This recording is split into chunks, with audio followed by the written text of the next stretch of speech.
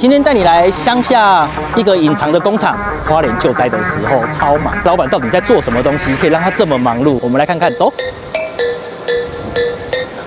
老板听说花莲他们在赈灾的时候，很多油压缸都坏掉了，是什么魔力让他们想要来找你？哦，我们到底是做砂石车多节式油压缸的厂商。这个产品是我们一心工业自行开发制造的。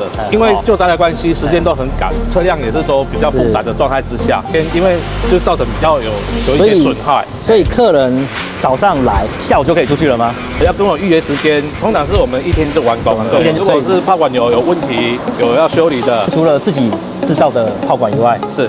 还有帮客人维修你们自己以外的品牌，虽然是进口的品牌，我们修理包都有，也是都当天进来，下午可以出去。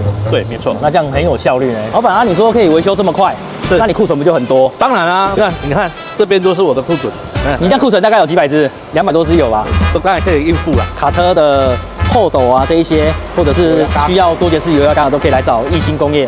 还想要了解更多他们里面怎么制成吗？下一集我们告诉你。